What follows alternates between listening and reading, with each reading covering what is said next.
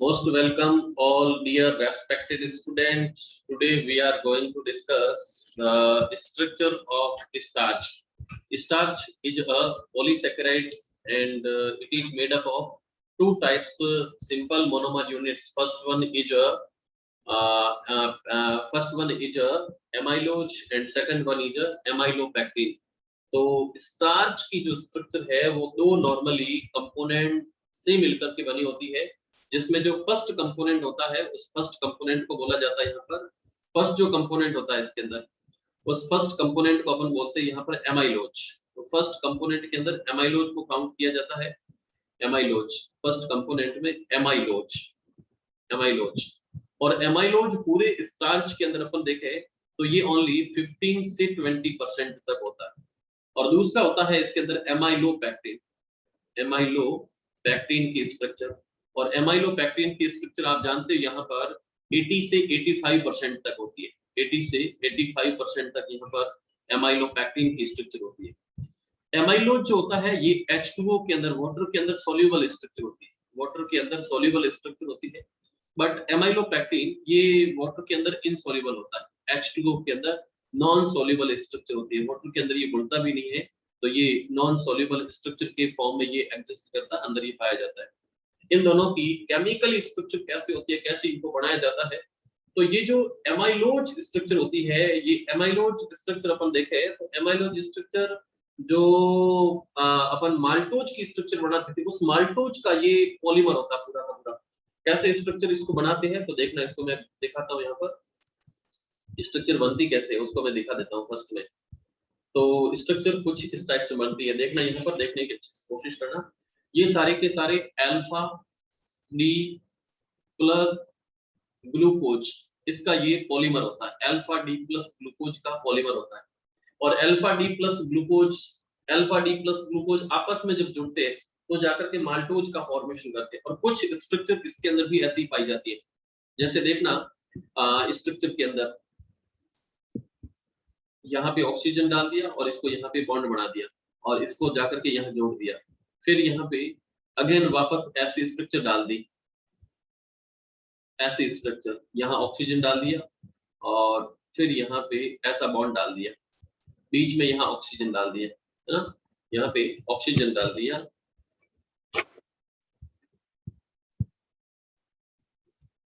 और यहाँ पे ऑक्सीजन और फिर यहाँ पे बॉन्ड बना दिया, फिर यहाँ पे वापस ग्लूकोज के स्ट्रक्चर को दिखा दिया। ये ग्लूकोज की स्ट्रक्चर, आगे ये स्ट्रक्चर ऐसी चलती रहेगी और इधर की तरफ भी स्ट्रक्चर ऐसी चलती रहेगी। अब ये जो स्ट्रक्चर डाली गई है ये स्ट्रक्चर यहाँ पर एमाइलोज की स्ट्रक्चर है।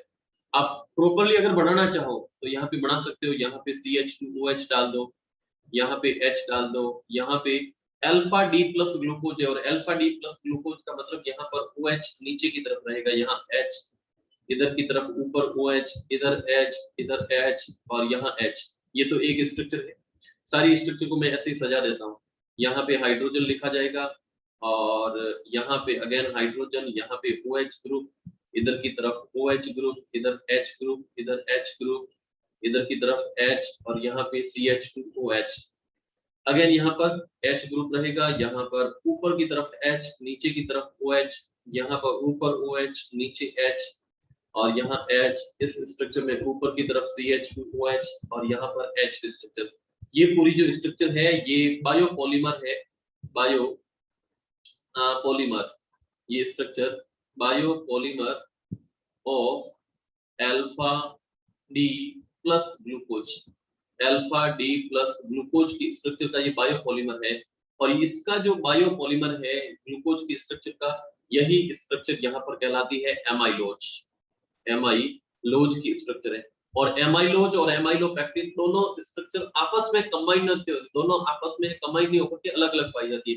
तो ये पूरी जो स्ट्रक्चर है इस स्ट्रक्चर को अपन कहते हैं एमाइलोज स्ट्रक्चर। अब इसके साथ में एक और स्ट्रक्चर मिलती है अपने को स्टार्च में और उस स्टार्च की स्ट्रक्चर के अंदर दूसरी कंपाउंड का नाम होता है एमाइलोपैक्टिन। इसको आप नोट कर लो, दूसरी वाले को दिखा देता हूँ। और इस स्ट्रक्चर में देखना यहाँ पर जो बॉन्ड होता है वो कार्बन नंबर 1 और अगले वाले का कार्बन नंबर 4, इन दोनों के बीच में अल्फा ग्लाइकोसिडिक बॉन्ड होता है। अल्फा ग्लाइकोसिडिक बॉन्ड पाया जाता है। इनके बीच में जो बॉन्ड होता है उस बॉन्ड का नाम है अल्फा ग्लाइकोसिडिक बॉन्ड। तो इस बॉन्ड का नाम भी लिख लीजिए और इसको नोट कर लीजिए। एक बार मुझे चैट सेक्शन के अंदर डाल दीजिए सर हमने थोड़ा बहुत इसका रफ डायग्राम बना लिया है, तो मैं नेक्स्ट प्रोसीड करूं आगे। अल्फा ग्लाइकोसिडिक बॉन्ड और उसके साथ में दूसरी जो स्ट्रक्चर यहाँ पे मिलती है उस स्ट्रक्चर को अपन कहते हैं यहाँ पर एमाइलोपेक्टिन। और एमाइलोपेक्टिन की स्ट्रक्चर पूरे स्टार्च के अंदर लगभग ये जो स्ट्रक्चर मिलती है वो स्ट्रक्चर लगभग अपने को मिलती है 80 से 85% के बीच में। और वाटर के अंदर इनसॉल्युबल स्ट्रक्चर होती है। सर एमाइलोज बायोपॉलीमर के बाद क्या लिखा है, biopolymer of alpha D plus glucose लिखा बच्चे, biopolymer of alpha D plus glucose, D plus glucose लिखा वैसे मैंने, और यहाँ पे आप अल्फा भी लिख सकते हो, अल्फा डी प्लस ग्लूकोज लिखा है, alpha D plus glucose. Okay, और किसी को कुछ दिक्कत हो तो आप कमेंट सेक्शन में डाल दीजिए। एमाइलोज एमाइलोपेक्टिन का स्ट्रक्चर बनाना भी है, बिल्कुल हाँ बनाना है, बना लो इसको, एमाइलोज और एमाइलोपेक्टिन का स्ट्रक्चर।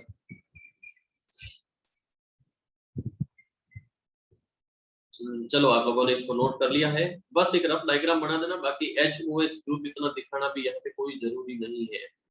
और नेक्स्ट स्ट्रक्चर में बना लेता हूँ यहाँ पर एमाइलोपेक्टिन की, एमाइलोपेक्टिन की स्ट्रक्चर। और एमाइलोपेक्टिन की जो स्ट्रक्चर होती है, एमाइलोपेक्टिन ये स्ट्रक्चर पूरे स्टार्च के अंदर लगभग 80 से 85% के बीच में एग्जिस्ट करती है। और H2O के अंदर इनसॉल्युबल होती है, H2O के अंदर नॉन डिसॉल्वेबल होती है, नॉन सॉल्युबल स्ट्रक्चर होती है, नॉन सॉल्युबल। चलिए स्ट्रक्चर कैसी होती है, तो इसमें कार्बन नंबर 1 और कार्बन नंबर 6 के बीच में अल्फा ग्लाइकोसिडिक बॉन्ड पाया जाता है।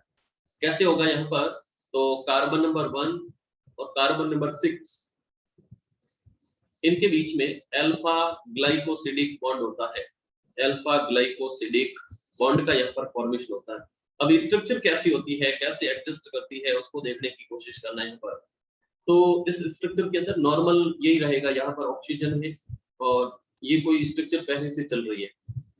ओके, और यहाँ पर वापस ये ग्लूकोज की स्ट्रक्चर इस टाइप में है, और यहाँ पे मैंने ये वापस लकी शॉप खींची गई, और इस स्ट्रक्चर के अंदर यहाँ पे वापस ऑक्सीजन, ये यहाँ पे कोई बॉन्ड है, और नेक्स्ट यहाँ पे कोई ग्लूकोज की स्ट्रक्चर, इसके अंदर बीच में ये वापस यहाँ पर बॉन्डिंग आ गई, ये ऑक्सीजन डाल दिया, इसमें फिर बॉन्डिंग आ गई, ये स्ट्रक्चर इस टाइप में यूं चल रही है। और फिर देखना ये तो नॉर्मल स्ट्रक्चर अभी जो बना रहा हूं मैं एमाइलोज की स्ट्रक्चर, इसका ये कार्बन नंबर 1 है जिस पर ऊपर की तरफ H है और नीचे की तरफ OH ग्रुप है। अब नीचे की तरफ एक और मैं ग्लूकोज की स्ट्रक्चर बना रहा हूं जिसकी स्ट्रक्चर CH2OH है ना, CH2OH, और यहाँ पे कार्बन नंबर ये 6 था, ये कार्बन यहाँ पे 5 है, और कार्बन नंबर 5 के साथ में यहाँ ऑक्सीजन जुड़ी हुई है, और ये एक ग्लूकोज की फिर स्ट्रक्चर है, और बाकी स्ट्रक्चर सारा का सारा रहेगा यहाँ पर पोजीशन।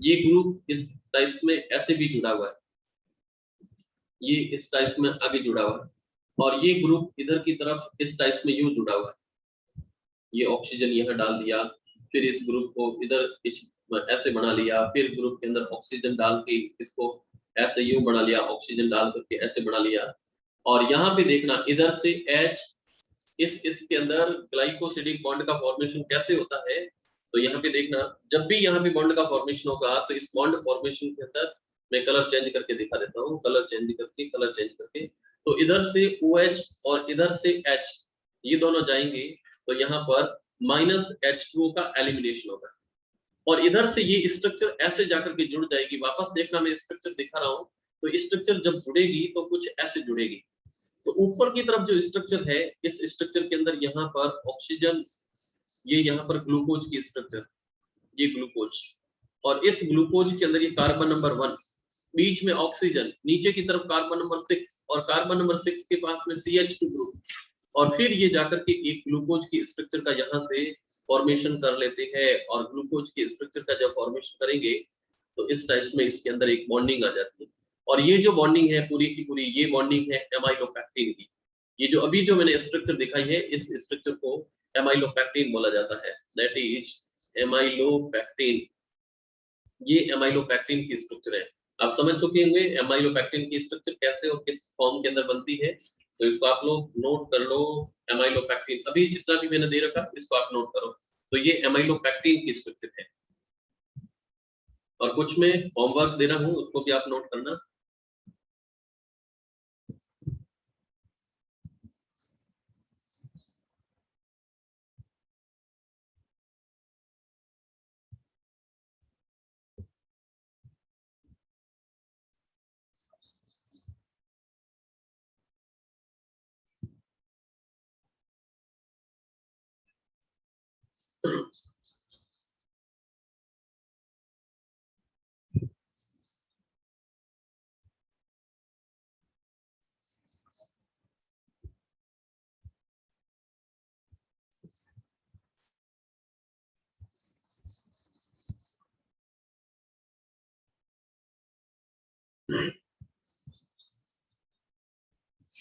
चलो आपने नोट कर लिया होगा इसको, और ये स्ट्रक्चर थी अपने पास में। और नेक्स्ट ज्यादा टाइम अलाउ नहीं कर रहा है तो क्लास फिनिश हो जाएगी, और मैं आपको कुछ होमवर्क दे रहा हूँ। नेक्स्ट अगले सेशन की क्लास है, तो आगे होमवर्क नोट कीजिए। और होमवर्क के अंदर क्वेश्चन, चलो होमवर्क, और होमवर्क के अंदर फर्स्ट क्वेश्चन लिखिए। फर्स्ट क्वेश्चन में लिखना डिफाइन प्रोटीन, फर्स्ट क्वेश्चन, और फर्स्ट क्वेश्चन के अंदर लिखो define protein, define protein and amino acid, define protein and amino acid. Second question note करना, क्वेश्चन साथ साथ में नोट करते जाओ बच्चे। सेकंड क्वेश्चन, और सेकंड क्वेश्चन के ऊपर आप लोग नोट करना सेकंड क्वेश्चन, और सेकंड क्वेश्चन के अंदर लिखो discuss on essential amino acid, discuss on essential amino acids, discuss on essential amino acids. Third question के अंदर लिखो, थर्ड क्वेश्चन के ऊपर लिखो थर्ड क्वेश्चन, और थर्ड क्वेश्चन के अंदर आप लोग इसको डिफाइन कर सकते हो, क्लासिफाई द एमिनो एसिड